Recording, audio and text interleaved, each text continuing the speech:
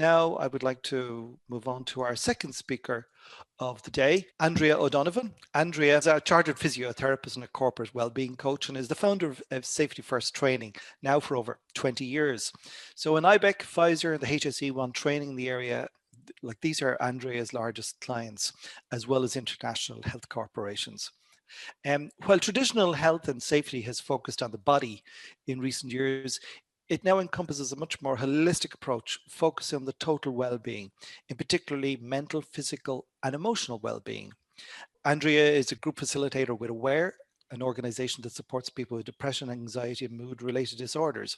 But what's really struck me about Andrea is her genuine passion for equipping the next generation of parents, of leaders, of teachers with the self-knowledge and the tools to make a real difference in equipping people to be the healthiest, happiest version of themselves. So I'll hand you over to Andrea. Thank you, PJ. Thank you, Jerome, for your very interesting presentation. And you're all very welcome here this afternoon for my presentation, Working from Home, Keeping You and Yourself Legally Compliant, Safe, Healthy and Well. So what I suggest that we might do first of all is just bring ourselves into the present. Put our feet flat on the floor. If your hands are on the desk, feel them on the desk. And if you were willing to just put your hands out in front of you and give yourselves a big stretch, which is really nice for the arms. And then another one right up into the air, which is lovely when we're sitting all the time. Really nice. And then one other one is just to put your hands on your back and just give a nice big stretch. And then if you were willing to just close your eyes for a couple of seconds. 80% of the stimulation into our nervous system comes through our eyes. And just take 2 deep breaths. And then out. And then in. And then out. So that can be a nice way to start a meeting. It only takes a minute and it gets people grounded. Another thing I'm going to ask you to do is to see, would you be willing to not look at any other device for the duration of this webinar. If you've heard of Carl Newport, he's written a book called Single Tasking, and he has found that brief mental blocks created by shifting between tasks can cost us as much as 40% of our production time. Everybody must watch the movie Social Dilemma that's on Netflix, because really our devices have become addiction devices and anti-boredom devices. So I'll leave that there. Okay, so what we're going to do now is look at the legislation. Jerome mentioned a lot of that, and there actually is an awful lot of legislation already there, whether it's being implemented and whether it's being actually, people are being held accountable. It is actually there. So the legislation we're going to look at first of all is that it does apply, all legislation that's there applies exactly to the person working at home as it does to somebody working in a workplace. And that covers supervision, education, training, and making sure that the control measures are in place to protect a worker exactly as if they were in the workplace. And an employer should accept liability for an accident or an injury of a home worker as for any other employee. And that's what our Health and Safety Authority states. So the regulations that we're going to look at today are for employees who are working on computers and laptops at home. Most people are. We're going to look at pregnant employees. We're going to look at lone workers, because there actually is very specific legislation already there about people who work alone, and whether it's out in the environment or in a home. And also we're going to have a look at the Organisation of Working Time Act. Okay, next slide there. So what must the employer do? Well, the employer has to carry out a risk assessment of the employee's home. And that might initially mean a checklist just to see, what things are like, get a sense of what things are like. But then there actually has to be a physical risk assessment done. Now, normally by a competent person, and it can't actually be in person anymore, so that will be done by Zoom. And it's recommended that a photo or a video of that workstation is kept on file. I suspect we're going to see a lot more pregnancy. I'm sure with all the lockdown that's been on, there's been all sorts of interesting activities taking place. And you may see that we are going to have more pregnancy. And if you have pregnant staff, you've got to carry out a risk assessment of those staff. Things like morning sickness, fatigue, increasing size, all increase the risk to your employee. As Jerome said there earlier on, lots of people are actually finding that they're working much longer hours now that they're working at home. What people are afraid of is that they might appear not to be working hard enough. And what I hear young people say to me is that they're living alone at home, they don't really have much else to do, so they actually continue working for longer hours. But the maximum average working week should not exceed 48 hours. And it's up to the employer to make sure that the employees aren't. And then, as we said, we were talking about lone workers. But those might just define what a lone worker is. And a lone worker is a person who works by themselves without direct or close supervision. So typically, we might have thought of somebody working in a garage on their own. We might have thought of maybe, an engineer going out to somebody's house, or if you were a nurse, that you might be going out, to a very poor community where there might be drugs or things like that, and you'd have been worried about them then. So we always had legislation for lone workers, but now anybody who is working and living alone is a lone worker. So there's a lot of those people around. So we need to be looking at things like their safety. Let's imagine you have a female working in an apartment block, and there was some strange guy in another apartment, and he's now suddenly sees, God, she's on her own all the time. Is she safe? Could she be attacked? Could there be an intruder? Say we've somebody who has epilepsy or diabetes. Has that been disclosed? What would happen if something happened to them while they were at home, alone, working on your behalf? So these are things that we have to consider, and there's very clear legislation around that. Okay, we'll go on to the next slide. So these are big, long lists. Don't get scared. I'm not going to read them all out to you. But I'm going to ask how many people have actually seen their employee's workstation. How many people actually know exactly where they're working? Because we should know. Are they sitting on the edge of a bed? Are they jumping into bed to do their work? Are they in a kitchen somewhere? And what are they sitting on? Are they sitting on a proper chair? Or are they sitting on some sort of an office or a kitchen chair? And what are they working at? Because it's not acceptable for people to work on laptops. They should actually have a separate screen monitor, or else they should have a separate wireless mouse and keyboard so that the laptop can be positioned in the correct position. Also, what happens if there's a fire? If it's somebody working up in their attic and there's a fire, do they know there's a fire in the kitchen? Can they get out if there's a fire? These are all the sort of questions that you as an employer need to be asking. We go on to the employee now. So the employee, if we move on to the next slide there, the employee also has duties, but they might know what they are. So it's up to the employer to train them what they are. But the employee has to take care of their own health and safety. So are they working, if they got a proper schedule? Are they taking breaks? Are they, communicating well with people? Have they disclosed to you, say, if they were pregnant or they had a medical condition that might actually affect their safety? So with regard to a medical condition, if you're in any way uncertain, you should consult with the doctor to find out if that is a risk when they're working at home. So let's have a look at how the workstation should look like. So the picture that you're seeing there on the left, that's really what it should look like. Okay, we'll talk about the standing desks in a minute. And it is important to manage employees' expectations. They can't have this sort of idea that they're going to get high spec everything now that they're working at home. But at the bare minimum, they should have a chair. Now, I've seen that a lot of people have gone out and bought chairs that are not suitable.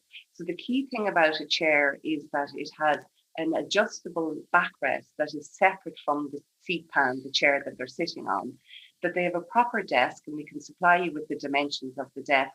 And you can see there that the laptop is up on a stand and they've got a separate keyboard and mouse. So that's the least that you'd expect from anybody. I would suggest that people working, sit to stand desks are maybe for people who probably have one because they maybe had a back condition and it was already prescribed for them. But I don't think that that would be something you're going to be having to supply to many people in their own home. Now, initially, we thought that people were going to be in their own home for a short period of time, but I think, as Jerome said, there's going to be some blend of that, probably working at home and maybe in the office for the future. So we really have to make sure that people do have a proper workstation. Some people are kind of mocking up the stand station. They might, clear a bookshelf and just put a place for their laptop to be, so they can still stand and do a Zoom meeting. Some people have said they use the ironing board, but if you're going to use an ironing board, make sure it's stable and put a box or something and then get the screen up at the right level. So it is possible to improvise without it being too expensive. PJ has just put up the reality is somewhat different. So these are pictures of what people are actually working in. So if you have a look there at the one on the left, you can probably see that there's a few things aren't great there. You don't have a proper chair. You can see, I don't know if you can see it, but there's a cable underneath her chair. So you've got a slipping hazard. Off to the left, there's a whole pile of cables and extension leads. So you could have a fire hazard there. If you look at the next slide, you see there somebody's working in their kitchen. Now, there's lots of problems with that. You can see there the floor. A lot of people are saying that their chairs are slipping on the floor. So it would suggest that really any office chair needs to be put on a mat or on a mat. Lighting can really, affect the eyes. So you shouldn't really be looking out into a window. The window should be a bit like the picture there you can see on the right, where the window is actually to the side of somebody. So if the window is behind or in front, does that person have blinds for their window? The picture there, I feel sad for that poor person when I assessed him, when I saw his workstation. Look at the table that he's at. He can't stretch his legs anywhere. There's a big block in front of his legs. And look at all the clutter on his desk. So you can see that they are the typical kind of conditions that people are working in. So we really do need to do those risk assessments. Move on to the next slide then, PJ. So what are the risks associated with people working at a poorly set up desk and people who sit at them for long periods of time, which we know people are doing? So they're much more likely to get neck and back problems, wrist problems, repetitive strain, you've all heard of that, headaches, eye strain, and fatigue. So it's known that if you're looking at a screen, you're less likely to blink. And the reason why people blink is it's to lubricate their eyes and it's to clean their eyes. So a tip for that is to think of 2020. So every 20 minutes, look away from the screen for 20 seconds because it allows you to blink and rest your eyes. So think of that 2020. And the other thing is because people are sitting so much, they're increasing their risks of things like stroke and heart disease, obesity, and mood disorders. So the solution, what can we do about all of this? It's very simple. So the simple thing is to move. We need people to be moving more frequently and to be changing postures more often. Sitting is sometimes considered the new smoking. And what the Irish Heart Foundation found out in their study recently is that 53% of employees say they're sitting for 2 hours, 40 minutes longer each day. And if you go onto the Irish Heart Foundation website, they actually have a program called Escape Your Chair. So there's fantastic resources out there that you could forward to your employees. So how much exercise should you be getting every day? Well, the recommended is 30 minutes of moderate to vigorous physical activity 5 days a week for adults and an hour for children. And we should also be doing about 2 to 3 sessions of muscle strengthening exercises every week. Okay, so you might see a lot of people out at the weekend, but do you really see that many people out exercising during the week? I'm not so sure that people are getting their 5 sessions per week. And then the last thing is that people need to be standing up and moving at least every hour. And so that's the kind of thing that people need to be trained to do, and they need to be sort of supervised to make sure that they are doing it. You'll all hear people say, drink more water, eat the right food, nature, but these things really, really are very, very important. Being dehydrated can cause dizziness, headaches, lethargy. The body's made up of 45 to 75% water. And believe it or not, your brain is made up of 85% water. So how much water should we get? 3.7 litres per day for a man and 2.7 litres per day for a woman. I work in the Alzheimer's Society, and in the day centre, the staff tell me that the minute the patients come into the day centre, the first thing they do is they give them lots of drink. And the reason why they do that is because their mobility improves and their cognitive ability improves. I was out visiting a donor clinic for the Irish Blood Transfusion Board, and the staff were saying to me, you know, we were all feeling dizzy and getting headaches, and we were paranoid that we were going to be getting the virus. And then they said they suddenly copped on, but because they were wearing masks all the time, none of them were drinking water. So we underestimate the importance of making sure, I have my glass here, making sure that we drink lots and lots of water. Food. It's now discovered that our food is our second brain. 80% of our immune system is actually in our gut. And all of the important things like serotonin and all the hormones that our brain needs, they're produced in our gut. So try and avoid sugar, wheat, and dairy because they're really not good for you. You've all heard about nature. Well, NASA did a study and they found that if you have two nice plants in each room, they actually filter 75% of the toxins. Also, having plants, even pictures of plants, is very good for your mental health as well. And then if you want to really go the extra mile, burning nice essential oils. So maybe give people a little essential oil as presents rather than lots of chocolate. So simple isn't always easy. And your job as a leaders and employers is actually to support, to supervise, and to monitor your employees. And it's not that your employees are not cooperative individuals. It's that they've got an organ between their two ears that's called their brain. And that organ is a pleasure-seeking, pain-avoiding organ. So it's got a little structure in there called the amygdala that's constantly saying, I'll go for that walk tomorrow. Oh God, it's too cold to go out. Gina, I must just check out the fridge. Oh God, look, I'll watch another episode of Netflix before I go to bed, even though I know I should be getting my 8 hours sleep, which I hope everybody is getting, are they? And I've got a question for you. What do you think is Netflix's greatest competitor? Would you say it is YouTube? Would you say is it Amazon Prime?